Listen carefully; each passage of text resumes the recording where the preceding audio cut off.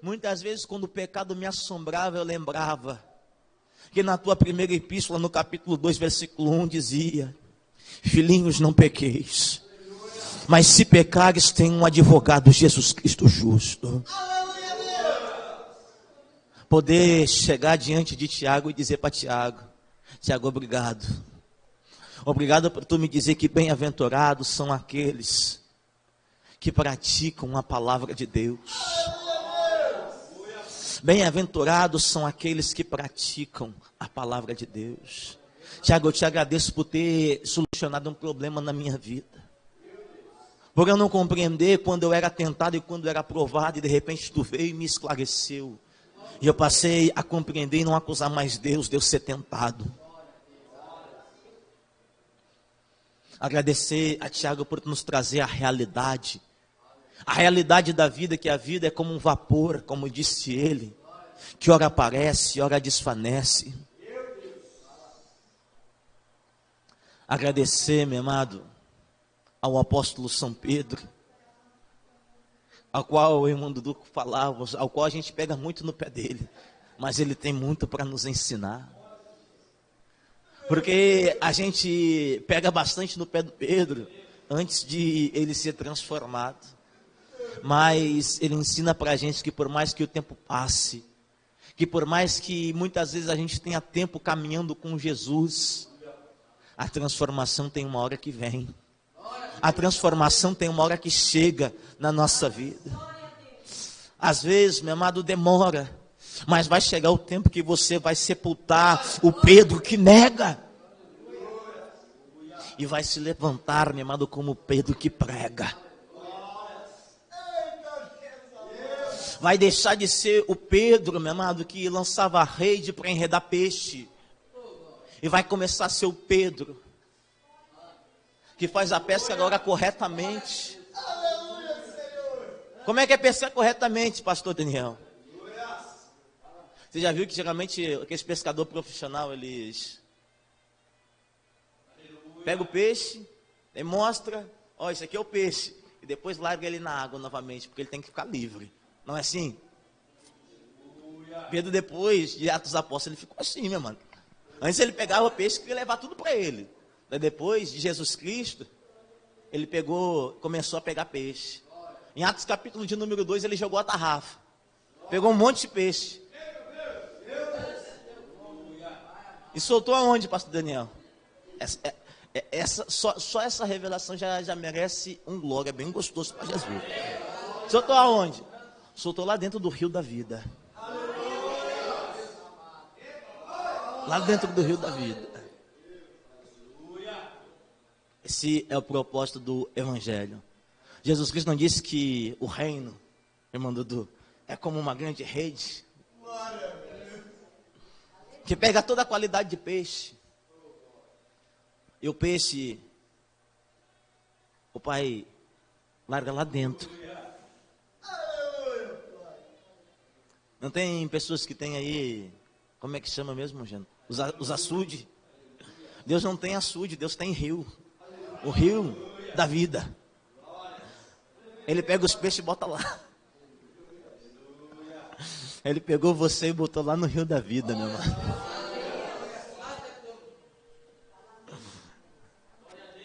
Pegou você e botou lá no rio da vida. E só por causa disso nós temos, meu amado, o privilégio de glorificar a Deus. Por Ele ter pegado a gente e colocado lá dentro, no rio da vida. E lá dentro do rio da vida Ele nos dá a liberdade. A liberdade, meu amado, de podermos desfrutar da vida eterna. Vida eterna. Por que que lá tem, o peixe vai ter vida eterna? Já parou que, para ver, que os peixes, se a água não estiver muito boa, faltar oxigênio, a água estiver meio poluída, meio suja, vai determinado tempo, morre. Não é assim? Se não tiver com o pH da água ideal, morre. Agora João vai dizer que lá o negócio é água cristalina, meu amado. É água purificada na rocha. É por isso que lá não morre. É por isso que lá dura eternamente. Aqui esse mundo simbolizando, meu amado, uma água suja. Uma água suja que a gente estando aqui, chega um determinado tempo que a gente morre. Agora quando a gente está no rio de Deus, meu amado, dentro do rio de Deus, ali não morre, meu amado. Ali não morre. Ali a gente vive eternamente.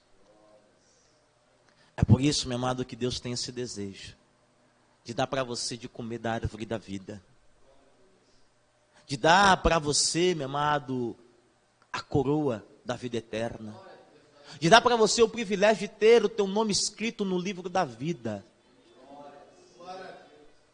Deus quer dar para você aqui nessa noite. Deus, meu amado, quer escrever o teu nome no livro da vida. Deus, meu amado, quer te colocar no rol dos cidadãos celestiais. Para quando você chegar lá na porta do céu, e você der de cara com os anjos, você vai ouvir eles perguntar: quem é esse? Rei da glória. Aí ele vai gritar lá de terra. A comitiva de anjo que veio com ele buscar a mim e a você, vai gritar: o Senhor dos exércitos é o Rei da glória. O Senhor dos exércitos, poderoso na batalha, é o Rei da glória. E quem é essa? Essa é a noiva dele. Essa é a esposa do Cordeiro. Essa aqui é aquela a quem ele adquiriu pelo seu precioso sangue. Essa aqui, quem é? Esses aqui são os muitos filhos que ele tornou a trazer a glória, meu amado. Para estar diante na grande congregação, anunciando a verdade a cada um dos seus irmãos. E ele não se envergonhará, nem de mim e nem de você, que somos seus irmãos. E nós vamos ter o privilégio. Sabe que quando você chega numa grande festa, você fica meio acanhado. Se você não está familiarizado com o lugar, com as pessoas, você fica assim meio acanhado, não é? Quem já está acostumado, ainda mais quando você não foi convidado, você está junto com outra pessoa que foi convidada, que já é do lugar. Aí você fica meio acanhado, não sabe se vai, se não vai, se pode, se não pode. Imagine Cristo entrando com você e entrando direto, se dirigindo para o trono. E você lá parado na porta, não sabe se vai ou se não vai de atrás dele. Ele olhando para trás assim, dizendo: vinde, benditos de meu Pai, para o descanso que eu vos preparei. Isso, meu amado, é só para salvo.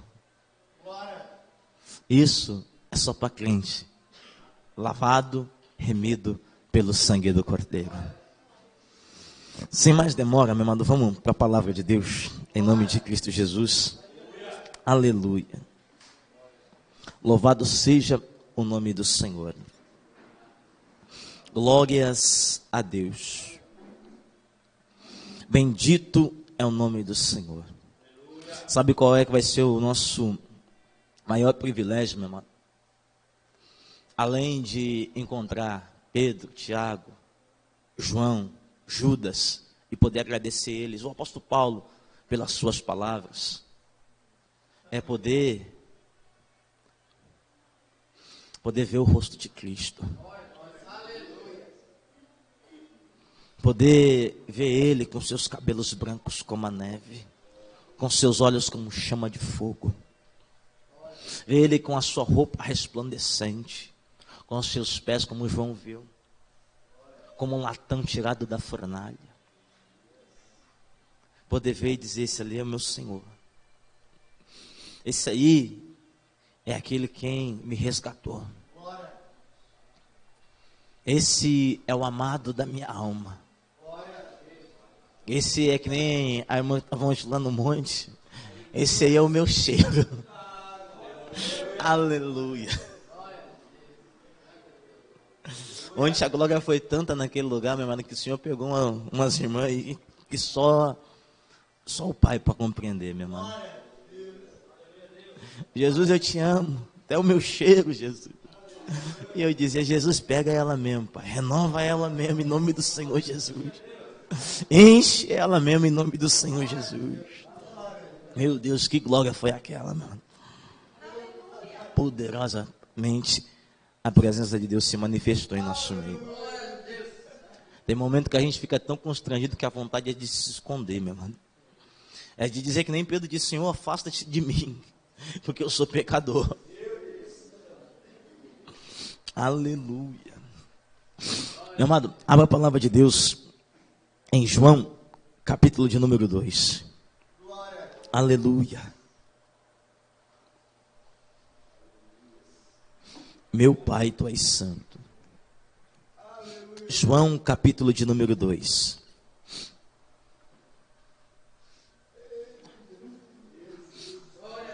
Deus, Tu és santo. Capítulo de número 2, versículo de número 7.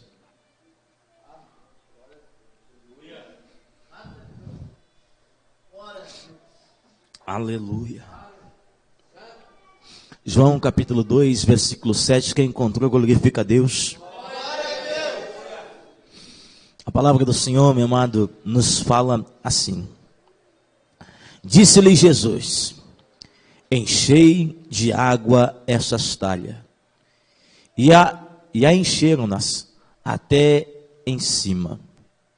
E disse-lhes: tirai agora e levai ao mestre-sala.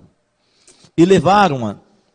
E logo que o mestre-sala provou a água feita vinho, não sabendo de onde viera, se bem que os que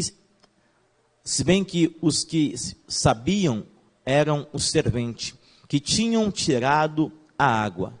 Chamou o mestre-sala ao esposo e disse-lhe: todo homem põe primeiro o vinho bom, e quando já tem bebido bem, então o inferior. Mas tu guardaste até agora o bom vinho. Até aqui, em nome do Senhor Jesus Cristo, tomeis o teu assento. Glórias a Deus. Repita comigo a última parte do versículo de número 10. Mas tu guardastes até agora o bom vinho. Glórias a Deus. Quando nós, meu amado, paramos e vemos o Evangelho de João, o Evangelho de João que é conhecido, meu amado, como o Evangelho das águas.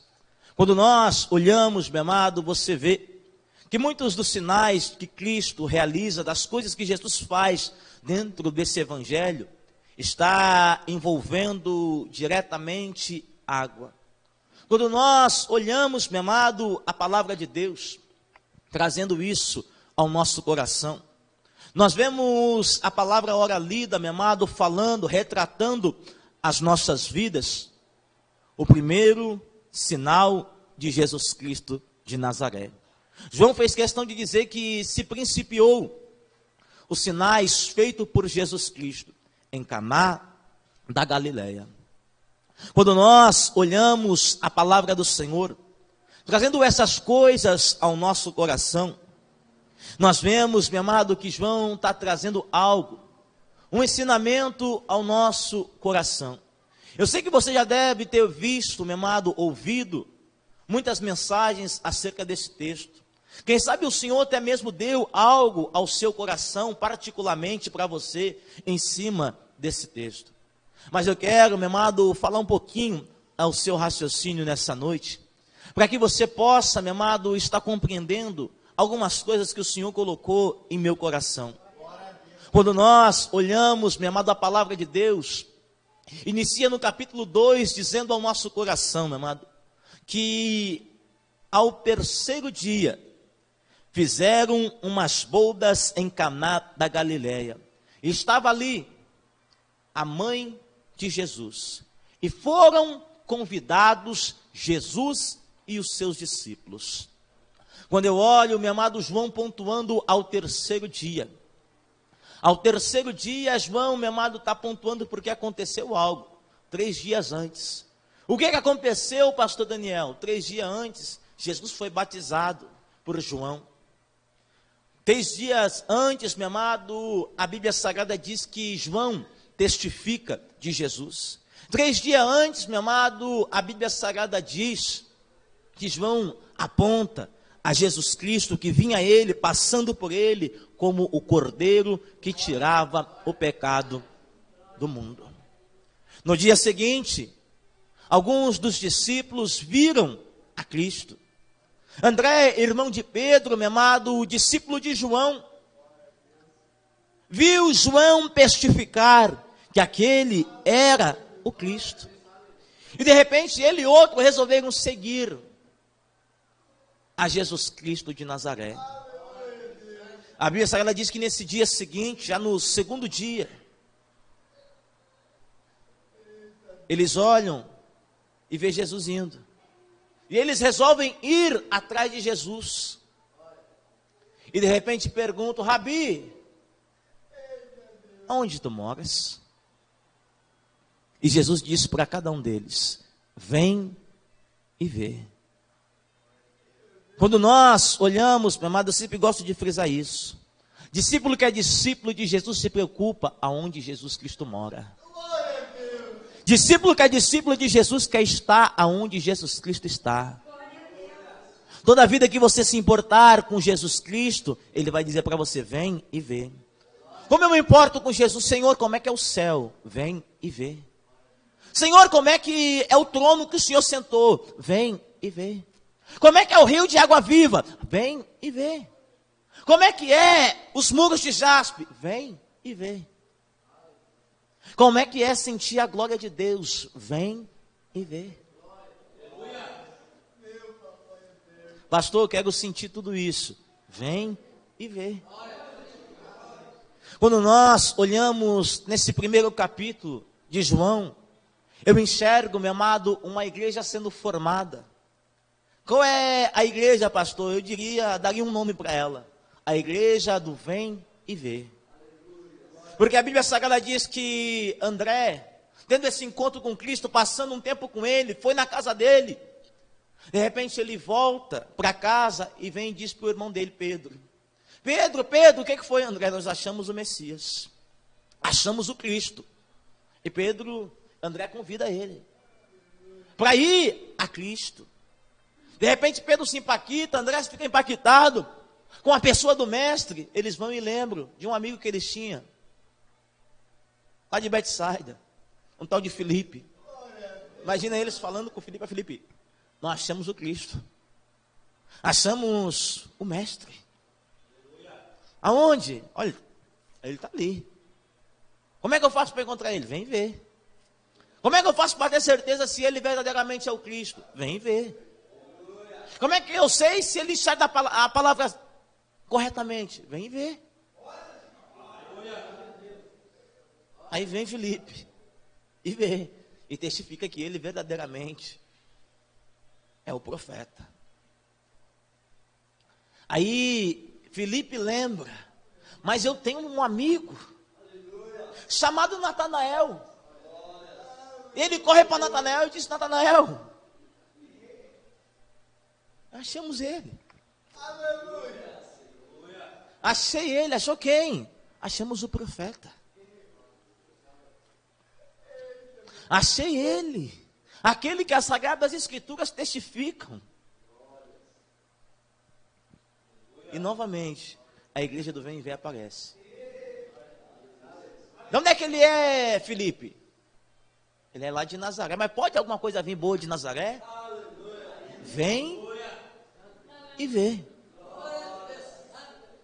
Aí Filipe traz Natanael. Natanael chegando perante Jesus Cristo, ele testifica. Porque o próprio Jesus disse para ele: olha, Natanael, varão valoroso, israelita em quem não há dolo, bem te vi eu quando tu estava debaixo da figueira. Às vezes Cristo está te vendo, meu amado, quando você acreditava que Ele nem olhava para você. Antes mesmo dele ter chamado a tua vida, Ele já enxergava você. Antes mesmo dele fazer o convite para você vir aqui nessa noite, Ele já estava te enxergando. Ele estava te enxergando, meu amado, e queria se revelar a você. Quando você olha, meu amado, você vê essas coisas acontecendo nesses dias anteriores. E você vê a igreja de Cristo começando a ser formada. Já não era mais simplesmente 1, 2, já tinha mais. Já estavam caminhando aqui, meu amado, com Cristo. Pelo relato de João, meu amado, o próprio João, Tiago, seu irmão, André e Pedro, Filipe e Natanael. Você vê, meu amado, os discípulos de Cristo, seguindo após Jesus Cristo, e aonde Jesus Cristo ia, os discípulos também iam. Aonde Jesus Cristo estava, os discípulos também estavam. Quando você olha, meu amado, de repente, alguém convida Maria para estar participando de umas bodas. E Maria vai. Só que Maria não vai também sem Jesus. Jesus também tem que ser convidado. E de repente convidam a Jesus. Aí Jesus já coloca uma cláusula: eu só vou se os meus discípulos ir também. Quando nós olhamos, meu amado, a palavra de Deus dizendo isso, aprendemos uma coisa: que nós devemos estar, meu amado, com Jesus e os seus discípulos sempre por perto. Porque nós temos, meu amado, esse costume de querer Jesus só na hora da provação, só na hora da dificuldade, mas na hora da festa, Jesus fica ali do lado. Na hora que nós estamos na peleia, na batalha, nós queremos que o Espírito Santo esteja ali intercedendo conosco, com gemidos inexprimíveis. Mas a hora que a gente está forte, a hora que a gente, meu amado, pensa, não, agora está tudo bem, a gente diz: Espírito Santo, fica aqui que eu vou lá farrear. Espírito Santo, fica aqui que agora eu vou viver a minha vida. Espírito Santo, fica aqui que agora eu vou fazer o que eu quero.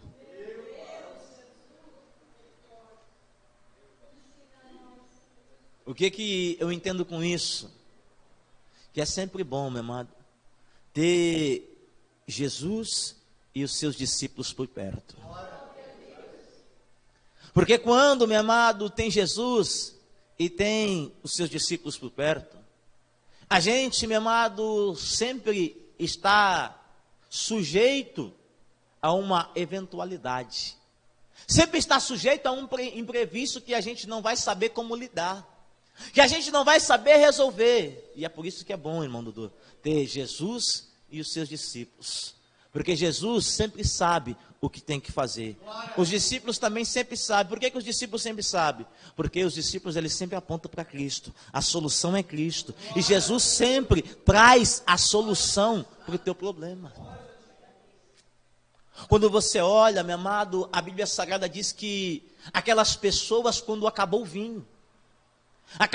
o vinho que eles tinham organizado para aquela festa, para aquelas bodas, eles correram, não a Jesus, porque não tinham intimidade com Jesus, correram a Maria, e passaram a descobrir uma coisa, que quem dá só uma fuçadinha um pouquinho no texto, consegue compreender algo. O que, pastor? Que eles foram pedir para a pessoa errada. Que eles foram, meu amado, pedir para a pessoa errada, porque Maria não tinha o poder de transformar água em vinho. E ela teve que dizer: Jesus, acabou o vinho. Jesus, acabou o vinho deles. Vinho dentro da cultura judaica, meu amado, dentro das Sagradas Escrituras, é símbolo de alegria. Os rabinos, meu amado, eles tinham esse dizer, que se acabasse o vinho, ou se não houvesse vinho, era sinal que não tinha alegria num casamento. Era sinal que não tinha alegria naquela festa. Era sinal que aquelas pessoas estavam em tristeza. Quando você olha Maria se aproximando de Cristo e dizendo: eles não têm vinho. Maria está dizendo, a tristeza chegou na vida deles.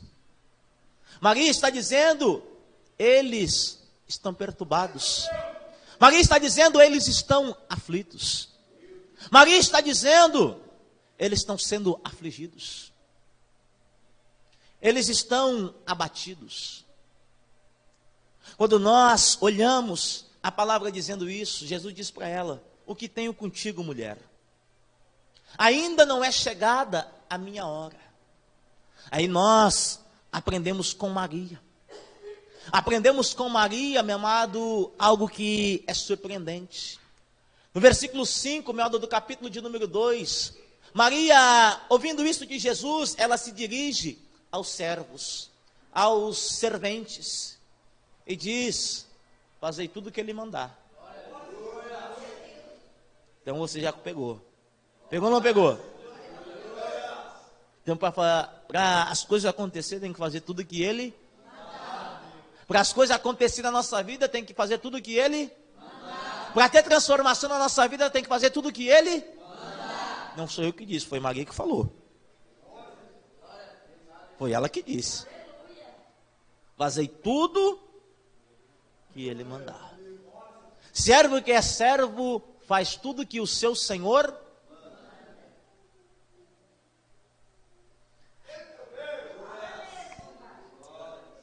Já parou para ver que a gente tem isso? A gente se diz servo de Cristo, mas tem uma batalha para fazer aquilo que Ele manda. Paulo escrevendo aos Romanos no capítulo 6, versículo 20, 21 por ali, ele vai dizer que nós, meu amado, éramos servos do pecado. Em outro tempo nós éramos servos e fazíamos tudo o que o pecado nos mandava. Mas agora sendo feitos servos da justiça. Agora nós não somos mais servos do pecado, nós somos servos da justiça. Somos servos da palavra de Deus, visto que a justiça de Deus se revela no Evangelho.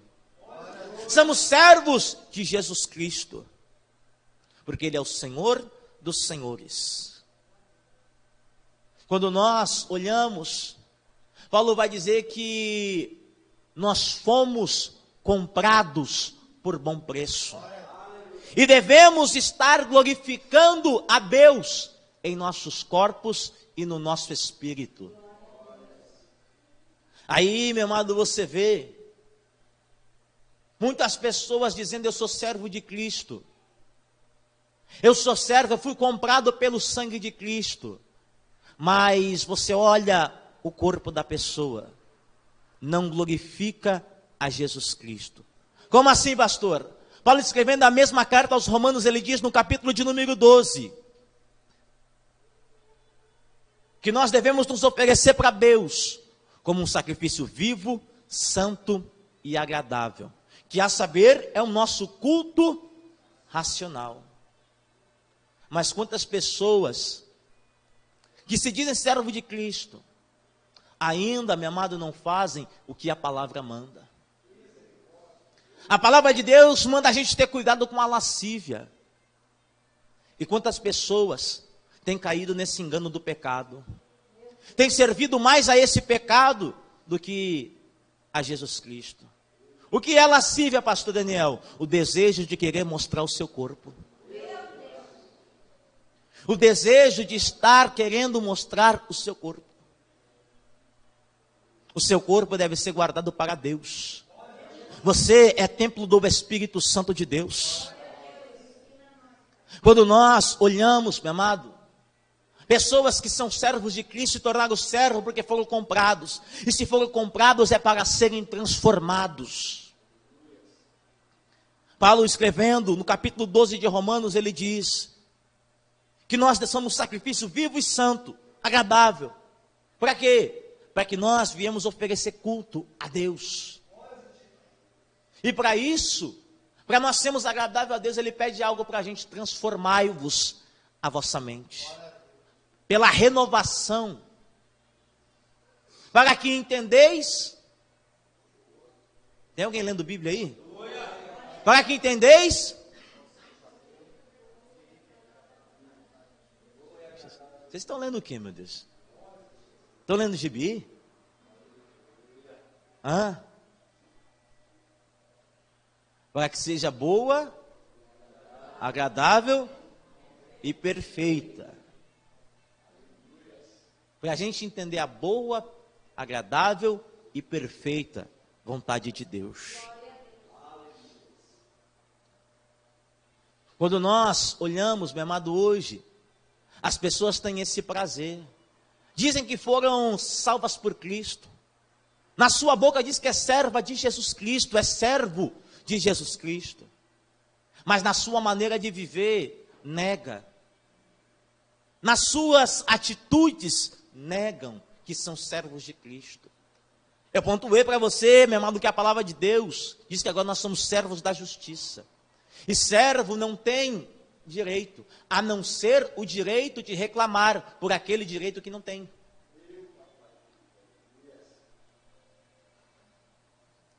Você já viu um servo sentar na mesa primeiro? Quem senta na mesa primeiro é o... Já viu um servo dizer para o senhor, olha, faz isso, faz isso, faz isso?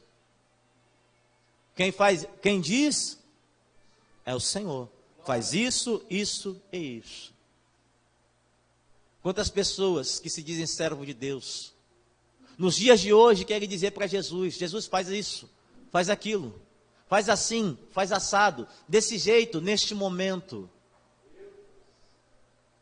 Quem é o servo? É você ou é Jesus Cristo de Nazaré?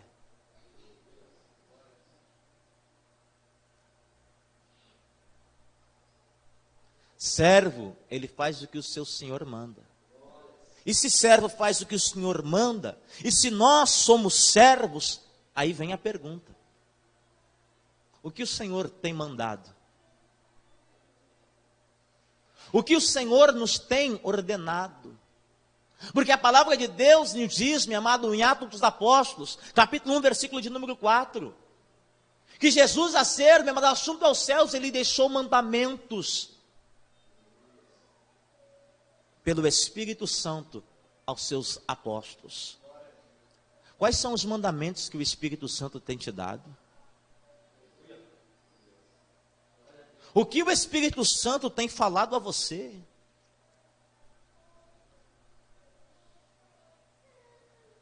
O que o Espírito Santo tem operado de transformação na sua vida?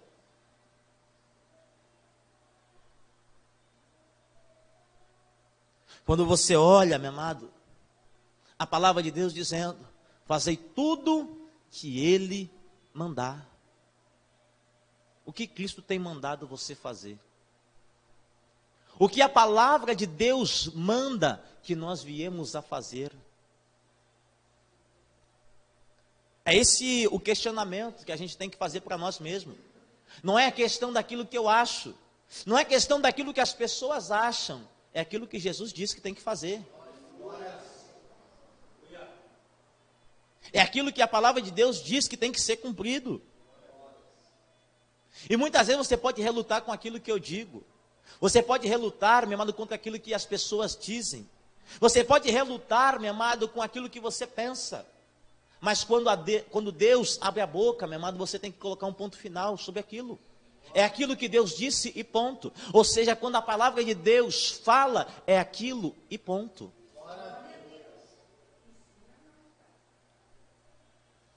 Quando você olha, meu amado, a palavra de Deus, dizendo isso para os nossos corações. A palavra do Senhor diz que tinha acabado o vinho. E Maria foi a Jesus, depois disse aos servos, fazei tudo o que ele mandar. E os servos vindo a Jesus, ele disse, tendo 6 talhas da purificação dos judeus, enchei-as de água. Mandou enchê-las de água. E quem é que foi que encheu? Foi os servos. Quem é que provou a água? O mestre Sala. A água feita vinho. Por mais que o mestre-sala não soubesse quem fez, mas o servo sabia o que fez, quem fez. Às vezes o mestre-sala não sabe a vontade do Senhor, mas o servo sabe. Às vezes o mestre-sala não sabe o que está sendo feito, mas o servo sabe o que está sendo feito. Às vezes, meu amado, o mestre-sala não sabe quem fez, mas o servo sabe e testifica, foi Jesus que fez. Quando você olha, meu amado, o mestre-sala, quando prova a água feita vinho, você vai ver ele dizendo, o costume é que venha dar primeiro o vinho bom, até que as pessoas se fartem. E depois que as pessoas se fartar, aí dá o vinho inferior. Não é quando acaba o bom vinho que se dá o vinho inferior. É quando as pessoas já estão fartas. Por que, pastor, quando as pessoas estão fartas? Porque daí elas já não têm sensibilidade para sentir o gosto verdadeiramente. Aí para sentir o gosto, diferenciar de vinho bom para vinho inferior, só quem tem sensibilidade, só quem tem o paladar aguçado. E quando nós olhamos, meu amado, falar de vinho, nós sabemos que vinho fala de aliança. E aliança fala de evangelho. E falando de evangelho, falamos de palavra. Aí, meu amado, a gente tem que ter sensibilidade para quê, pastor? Para a gente saber se a gente está bebendo vinho novo ou vinho inferior. Saber se nós estamos bebendo vinho que a contenda ou se é o bom vinho de Jesus. E isso, meu amado, a gente tem que saber. Saber diferenciar. Por isso que o nosso paladar tem que estar aguçado. Porque se o paladar está aguçado, como estava do mestre-sala, ele não sabia quem fez, mas ele sabia que o vinho era bom. Glória a Deus. Assim nós também. Podemos não saber como foi feito.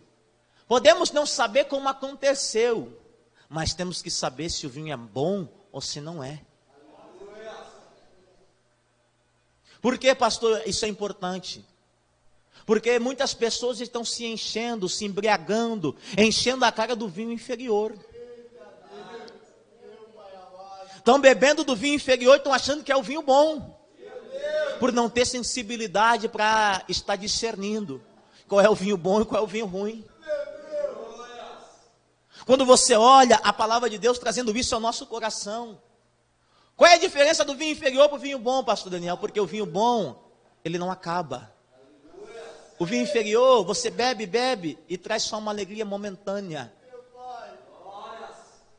Como assim, pastor? Esse evangelho que estão anunciando aí. Já parou para ver que promete algo e não acontece?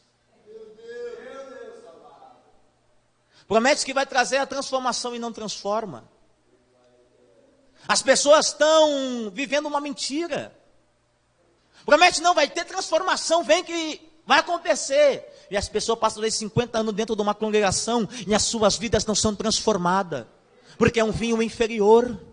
É um vinho que não traz transformação. O próprio Jesus testificou nos evangelhos dizendo, olha, não pode pôr remendo novo em pano velho. Por que, Jesus? Porque se ponhar, vai romper, vai estragar. Vai abrir um rombo maior do que já estava. Aí ele passa a dizer, não pode ponhar vinho novo em odre velho. Porque senão vai se romper o odre. Tem que botar vinho novo em odre novo. É por isso que Jesus Cristo, meu amado, ele não recicla, ele transforma.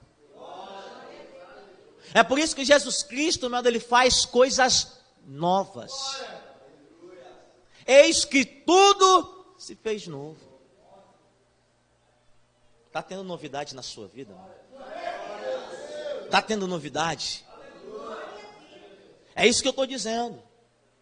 Às vezes você vê, meu amado, as pessoas bebendo desse vinho inferior. Estão 300 anos bebendo desse vinho. Já estão embriagados com aquele vinho, estão amortecidos com aquele vinho. Só que não tem novidade. Não tem novidade de vida.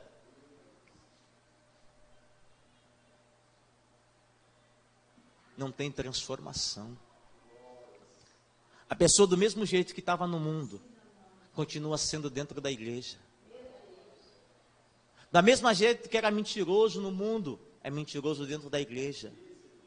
Da mesma maneira que se prostituía no mundo, fica se prostituindo dentro da igreja. Da mesma maneira que estava amortecido, que pecado tanto fazia como fez, continua assim dentro da igreja. Como assim, pastor? Sabe quando a pessoa não tem sensibilidade? Como a gente vê pessoas que bebem esse vinho e às vezes continuam tendo vidas profanas, continuam tendo comportamento como pessoas mundanas. Você olha a juventude dentro dessas igrejas, já é normal. É normal, mesmo, às vezes a pessoa está noiva, está namorando e já está dormindo junto. Isso é vinho inferior, não é o vinho novo. Porque o vinho novo, meu amado, condena isso aí. Não tem como. O vinho novo, ele veio para transformar. Você vê, às vezes, a pessoa bebendo esse vinho inferior, e no mundo estava acostumado a mentir, passar a perna nos outros. E está dentro da igreja, bebendo esse vinho inferior, da mesma maneira, mentindo, passando a perna nos outros.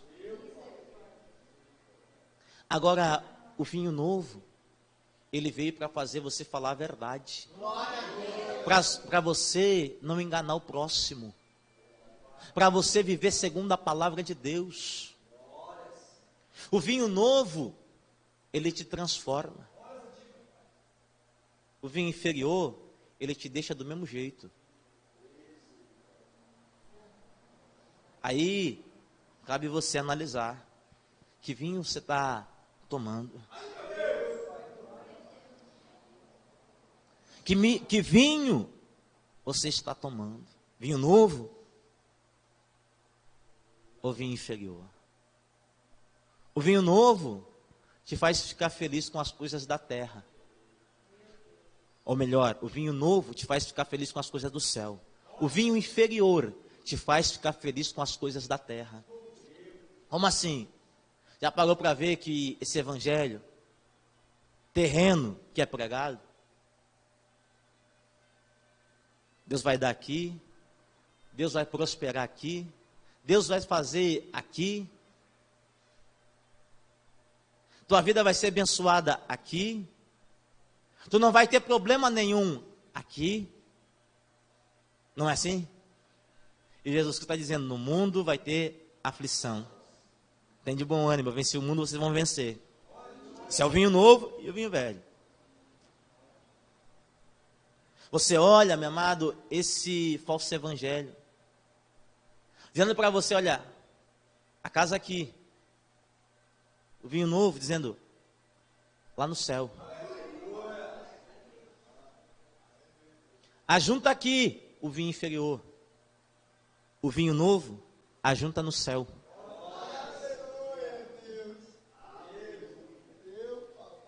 O vinho velho diz, olha, tem que deitar, ir para um motel para poder consumar o fato. O vinho novo diz, olha, eu vi isso que foi dito aos antigos. Olhou, cobiçou, tá pego, nego.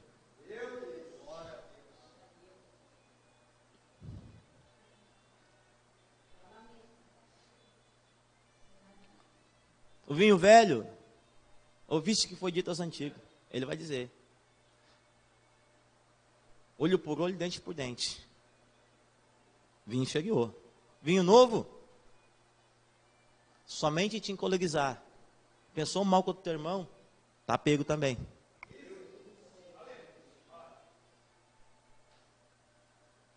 Existe transformação no vinho novo.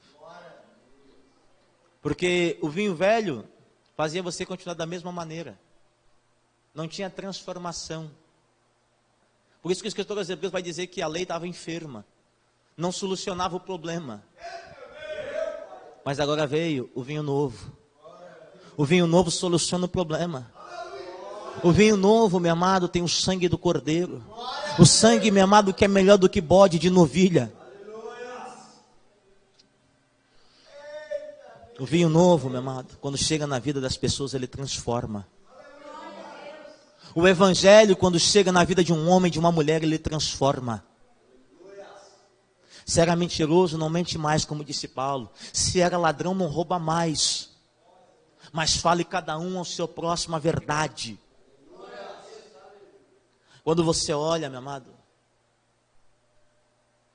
você vê esse falso evangelho, esse vinho inferior que está sendo, e as pessoas estão se embriagando. Se embriaga tanto que os sentidos já estão adormecidos. Que mesmo às vezes provando o vinho bom não sabe diferenciar, porque já encheu o caneco. Não consegue mais reconhecer um bom vinho. O que o senhor está querendo dizer, pastor? Não consegue mais reconhecer uma boa palavra. Não consegue mais reconhecer um pão sem fermento. Não consegue mais reconhecer, meu amado, uma palavra direcionada pelo Espírito Santo. Porque já acostumaram com o vinho inferior. O vinho inferior veio para massagear o teu ego. O vinho inferior veio para falar aquilo que o teu coração quer. O vinho inferior, meu amado, ele vem e revela tudo, menos que você está em pecado, está no erro. Já parou para ver? Esse vinho inferior que eles estão oferecendo aí, revela o RG, revela isso, revela que Deus vai te dar, revela que Deus vai te prosperar, revela que Deus é contigo, mas nunca revela que a pessoa está no erro, está no pecado, tem que consertar, tem que visitar mais o quarto de oração, tem que jejuar mais, tem que buscar mais, tem que santificar mais, tem que se guardar mais para o Senhor. O problema, onde é que está, pastor? É que quando a gente bebe esse vinho inferior e não nota a diferença. A gente bebe esse vinho inferior e pensa que aquele ali é o bom vinho. A gente vive esse falso evangelho e pensa que aquilo ali é o evangelho de Cristo. Quantas pessoas estão sendo roubadas nesse exato momento e estão pensando que aquilo ali é evangelho? Quantas pessoas, meu amado, estão sendo levadas para o inferno e estão pensando que aquilo ali é o evangelho?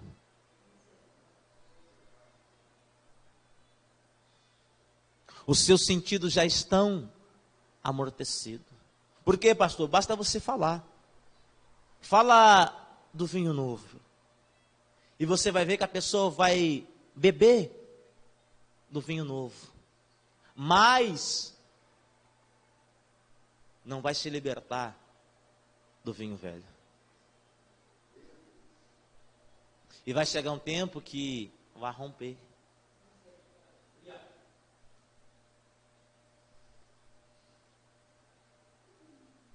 Enquanto, meu amado, a gente se embriaga com esse vinho inferior, não há transformação nas nossas vidas. Por isso que cabe a gente estar, meu amado, sendo transformado. Da mesma maneira que Jesus transformou água em vinho. Cabe você ser mudado, transformado da água para o vinho. Um vinho, meu amado, que seja bom. Um vinho que, quando as pessoas provarem, dizem, não, esse vinho é bom. Como assim, pastor? Esse Jesus que ele serve, transforma. Esse Jesus que ele está falando para mim, eu quero ele para mim. Esse Jesus que está na vida dele, eu também quero. Quero na minha vida. Esse Jesus que ele está falando ali, eu quero. Esse Jesus que ele vive, eu quero viver. Quando você olha a palavra de Deus, trazendo essas coisas ao nosso coração, às vezes, como eu disse para você, quem prova o bom vinho não sabe como foi feito, mas pode ter certeza que os servos, eles sabem como é que é feito. Eles sabem que tem que pagar o preço para o bom vinho estar sendo confeccionado na hora.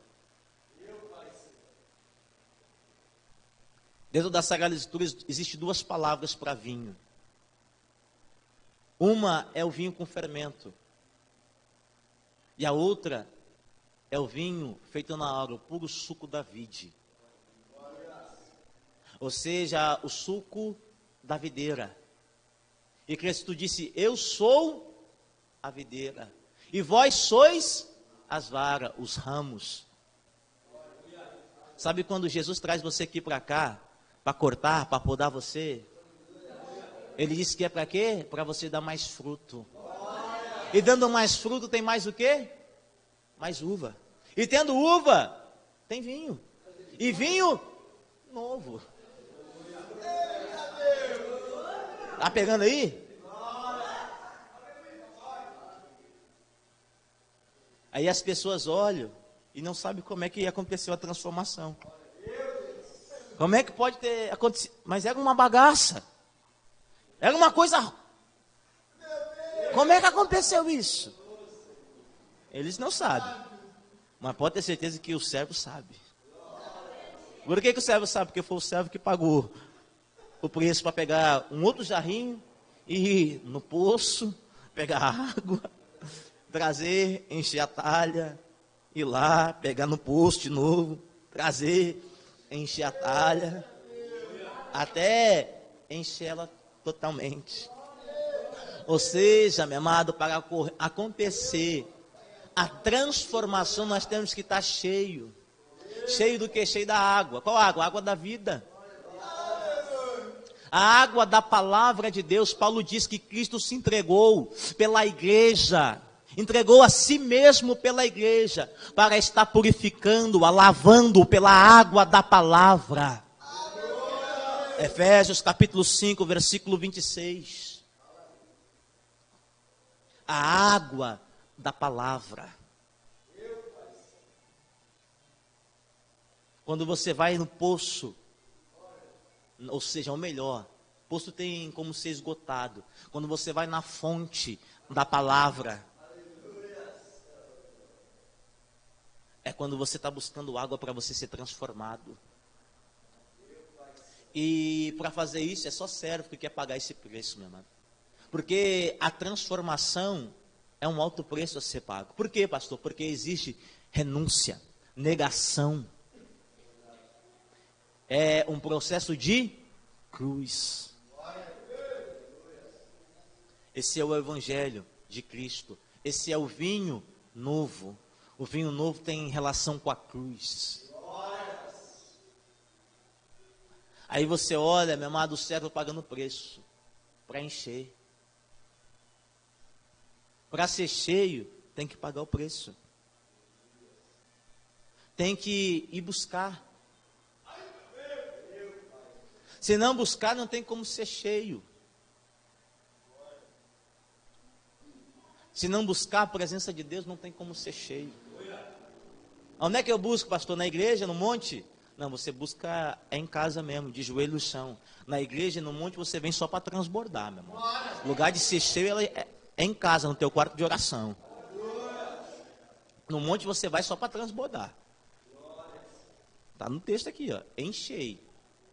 Disse Jesus, enchei de água as talhas e encheram até em cima. Então não transbordou, apenas encheu.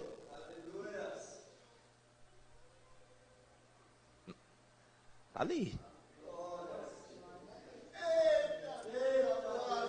Então, quando você vem para cá, aqui é só para transbordar, meu irmão.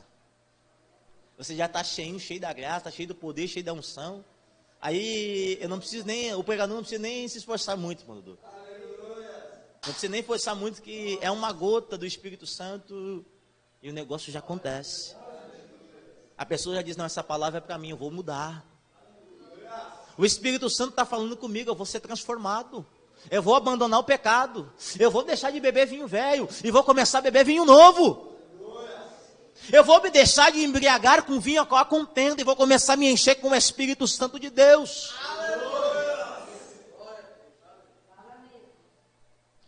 Eu lembro, meu amado, de uma história no Antigo Testamento.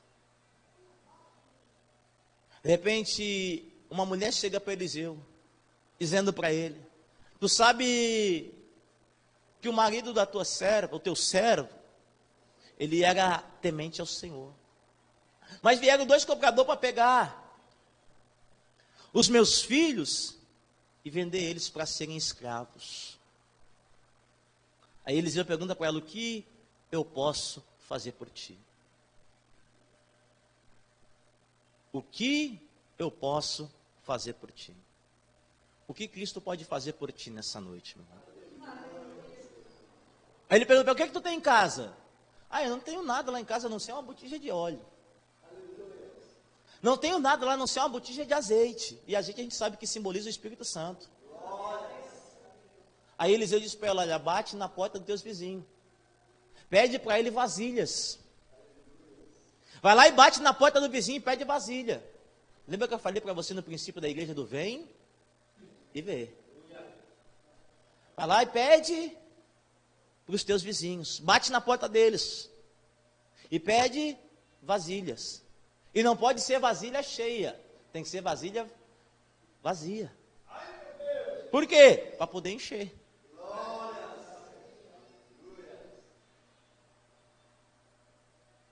Aí ela foi, bateu de porta em porta. Pegou um monte de vasilha e entrou para dentro da sua casa. E o que me chama é quando ela entrou para dentro da casa. O texto vai dizer que ela entrando para dentro de casa, ela fechou a porta de trás dela e dos seus filhos. A igreja de Cristo precisa estar fechando a porta para o pecado. A igreja de Cristo, ela abre a porta para o pecador, mas fecha a porta para o pecado. A igreja de Cristo, ela diz: vinde como estais, mas não pode permanecer do mesmo jeito. Tem que ter transformação. Mas já parou para ver que as pessoas estão com a porta aberta para as coisas do mundo? Aí vem do jeito que está e permanece do mesmo jeito.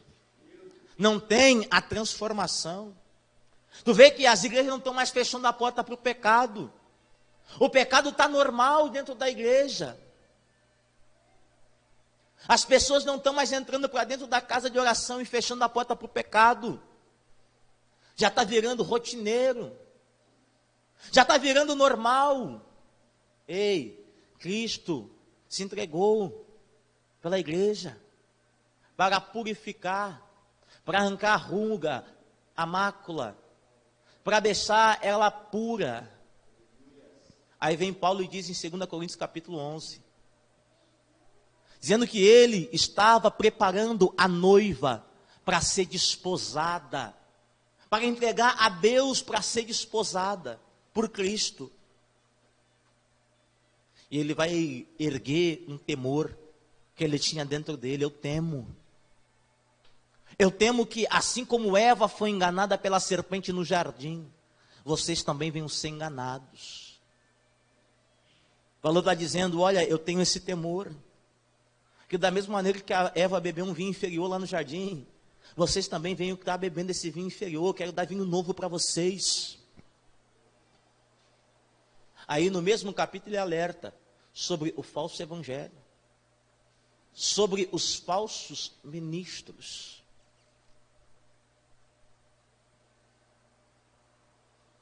A gente tem que ter cuidado, meu amado, com o vinho que a gente está recebendo. A gente tem que estar aonde Jesus está, aonde os verdadeiros discípulos de Jesus estão, e aonde tem vinho novo, não vinho inferior.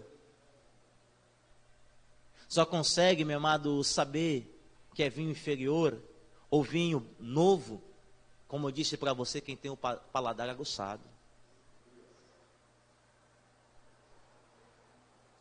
Com Jesus, meu amado, essa é a diferença. Se Jesus não está na festa, acabou o vinho, tinha acabado a alegria. Tinha acabado a alegria, estaria se instaurando uma tristeza. O que o Senhor está querendo dizer com isso, pastor Daniel? Sabe quando Jesus não está na casa? Quando Jesus não está na festa? Quando Jesus não está na bolda? Quando Jesus não é convidado? O vinho acaba. E o vinho acabando, acaba a alegria. Porque acaba a alegria, acaba a paz. E vem a tristeza, vem a angústia, vem tribulação. Vem tanta coisa. Porque você pode encharcar a carga desse vinho inferior. E vai trazer alegria somente momentânea. Você pode beber o quanto você quiser do falso evangelho. Você vai ter uma alegria aqui nessa terra. É momentâneo, é transitório, Paulo disse. Mas o que o vinho novo tem reservado para mim e para você é eterno. É duradouro. Não é passageiro. O vinho inferior é passageiro. Mas o vinho novo é eterno. Este é o sangue da nova e eterna aliança. Eu e você fomos comprados por esse vinho. Somos transformados por este vinho. Pelo sangue de Jesus. Sabe quando o mestre Sala vai ao noivo, ao esposo, e diz: todo mundo dá o vinho bom primeiro, depois, quando está todo mundo já farto, dá o vinho inferior, mas tu, contigo não tem vinho inferior, tu conservou o bom vinho até agora. Pastor, o que você está querendo dizer com isso? Que esse noivo simboliza Cristo Jesus. Com Cristo Jesus não tem vinho inferior. Com Cristo Jesus ele conserva o bom vinho sempre. Com Cristo sempre tem o bom vinho. Então eu digo para você que nessa noite, meu irmão, que a cada dia você venha ficar com Cristo e com o vinho novo. Porque esse vinho novo vai transformar a tua vida. Esse vinho novo vai te levar para o céu. Esse vinho novo vai te levar para a eternidade. Esse vinho novo vai te levar para morar nas mansões celestes. E tenha sensibilidade. Tenha sensibilidade para quando você beber do vinho velho, ou melhor, do vinho inferior, ou um pouquinho melhor, para quando você comer o pão com fermento dos fariseus, você saber reconhecer. Você ter sensibilidade para poder reconhecer. Você pode não saber como foi feito, mas tem sensibilidade para reconhecer se é vinho bom ou se é vinho inferior. Amém? Amém. Então aplauda o nome do Senhor.